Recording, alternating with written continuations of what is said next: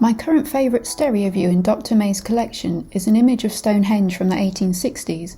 I was scanning cards and at first glance this card looks quite unassuming as it's faded and grubby, but once you really start looking at it, it brings a wealth of historical, visual, familial and technical information. The back of the card has a blind stamp for the photographer Henry Brooks of High Street, Salisbury, England, which is just 10 miles away from Stonehenge. I saw last year that Stonehenge had found what they thought to be the oldest image of a family there from 1875. Me and Denis Pennerat researched the Brooks family and found that the card most likely shows his wife and children in the foreground. Using census data of their ages and their appearances in this photo, we dated the card to between 1863 to 1865, making it the oldest known image of a family visiting Stonehenge. The shadows between the two images show this stereo view was taken sequentially as they have changed between shots, and there is also slight movement between the people. The gentleman on the right appears as a ghostly figure, which shows that the exposures were quite long despite bright sunlight. The stones in the images show how Stonehenge was before the tall leaning sarsen stone was straightened in 1901, and the trithelon, which is in parts on the ground to the right, was re-erected in the 1950s. Further research into the photographer has revealed a previously very well-known family of local artists and photographers who had a shop in Salisbury for over 60 years. However, they are all but forgotten now. This grubby and unassuming card has now inspired modern-day stereo views to be made of Stonehenge and brought the Brooks family back into eminence.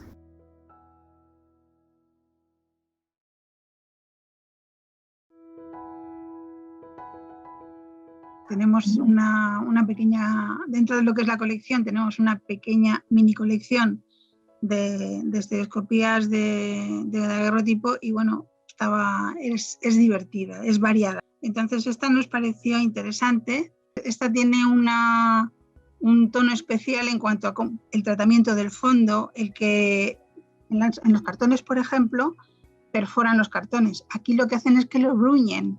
Entonces le dan todo ese aspecto de joya brillante que en el otro lado lo consigues a través de la luz y en este lo consigues a través de la luz, pero porque has marcado la placa.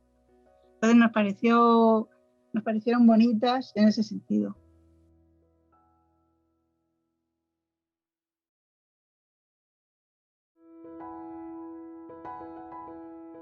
I consider myself a collector and a researcher of stereoscopic photography in Lithuania, taken by professional, by amateur photographers during the 20th century. So I would like to show you the stereo view from the first volume of the 1939 German Nazi propaganda 3D book, The Soldiers of the Führer in the Field, published in Munich by Raumbild Verlag Otto Schunstein. I collect only views of Lithuania or related to Lithuania. Why this stereo photograph is in my collection? Prior to the Second World War, Lithuania had two neighbors in the south, Germany and Poland. When the Soviets invaded Poland, 17 days after the German invasion, Lithuania got a new neighbor, the Soviet Union. Several pictures in this Nazi propaganda book show the new demarcation line between the Nazi Germany and the Soviet Union. On my photo, we see a group of German officers standing at the beginning of the demarcation line at the German-Russian-Lithuanian tri point. And the photo is a witness to a tragic history. Poland has already been destroyed, and then 8 months later, Lithuania will befall the same fate. Then the Soviet Union will occupy and annex Lithuania in June 1940.